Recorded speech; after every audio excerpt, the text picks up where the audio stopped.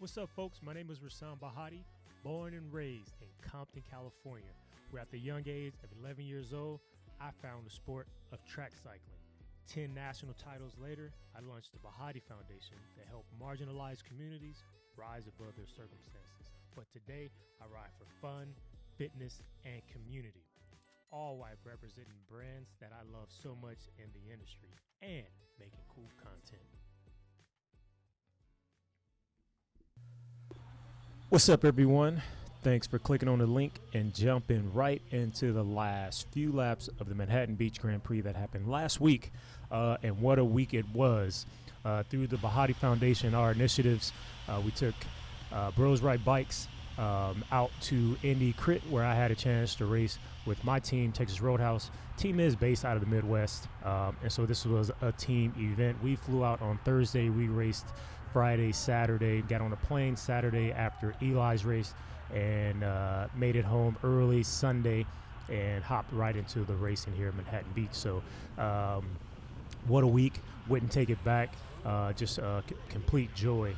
And right here is 4 laps to go. I started this race completely at the back. There was absolutely nothing going on. I can just tell from the first few laps it was going to be a field sprint. Huge group, which was nice to see. Reminded me of some of the old days of a race on the pro race out here. We would have, I don't know, 140, 150 riders. We didn't have that much in the Masters field, but we did have about, I think, 75 to 80 riders. So, yeah, right here, I was passing a guy from Hit Squad, and then his teammate was trying to help him out, which is, no harm, no foul, but don't push your teammate into me as I'm passing. So that created a little bit of unsafe riding right there, but everybody was all right. So yeah, getting down, this is entering a 3 to go. At this part of the course right here, the wind is coming off the coast. The Manhattan Beach is just to the right of us, and so you get this nice breeze, which really slows you down right here. And so pretty much my goal in the finish was to be protected on the left-hand side where I am now, make sure that I have some people on my right protecting me from the wind. And I was doing that, but the downside to that is that I didn't really like the inside corner. I thought the outside was the best route, much smoother. I could dictate how hard I turn into that turn. I could dictate when I accelerated out. In the inside, it was kind of, I don't know, I didn't like it as much. And honestly, the same for this corner coming up right here, which is at the top of the hill. The inside is good when you're strung out, right? I think it's good. But the outside was just, I don't know. I felt like I was in more control. Now the downside to the outside, that on the left-hand side, if somebody slides out, that's a problem. Now this is going into 2 to go, and there's a car going against us on the course. We have no idea where that car came from, where she slipped out from, but thank God we were not in the way of that, because that could have been bad if that was 5 seconds earlier and we were coming out of that corner. So thank the good Lord for watching over us. The end was interesting too, because we weren't really going fast enough to keep people safe. So it was a lot of guys coming over the top, chopping wheels, slipping wheels, falling out of pedals.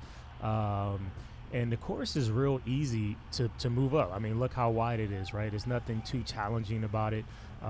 We do have a slight rise right here, and the Masters field is not as challenging because we don't race a long time, and our speeds are not as high as like the pro field, and they're racing a lot longer. So like these little risers right here wear on you over time. So if we were to race 90 minutes, maybe even 75 minutes, I think we would notice some attrition within this field. But being that we only raced about, I think, 50 minutes, most of these guys in the Masters field are talented enough to compete at a high level for that amount of time. I will go on the record and say I think the standard for a Masters field, Masters race should be at least 60 minutes. the whole dynamic of masters racing has changed. It's not like it used to be where you had, a dad bod and you trained 8-7 hours a week and you just came out and raced as hard as you could. Those days are long gone. I mentioned that before. The Masters field is very serious. They take training very seriously, and so right here I'm just trying to buy my time to move up. I talked about the outside lines. I'm smooth here, and I felt good about this line, and then I can accelerate right here. I was on the pedals before anyone else, and the inside, it was a bit more challenging to do that because of the trajectory of the corner. You can't start pedaling too soon. You will have a pedal strike. So you can see Steven Salazar. He is my only teammate out here, and we're going against Methods to Winning. We're going against Shockwave. We got Hit Squad. We also have, I always forget the name of the new Monster Media, but they had a solid squad as well with Randall Coxworth, which is right there to the right in the green and blue. Also, Stage 2 had a nice team out there. So quite a few teams with some numbers, but that's all right. We had a game plan, Sally and I, and I think, it almost worked out.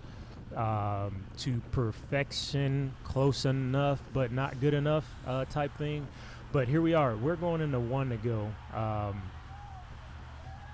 I'm a little far back for my liking, so I thought about at this moment right here to just do a big effort, but I said, you know what, let me just go ahead and buy my time. Let me buy my time. There is space for me to move up on the backhand side, on the backside of the course, and then I see Sharon right here, so that really helped me calm down a little more because he's going to be there in the finale, right? He's a proven sprinter, so even though I felt like I was too far back, but look, Sharon moved up 5 spots just like that in that corner, and I actually lost about 5 spots. So now I'm really like, all right, I got to move up. I got to move up now.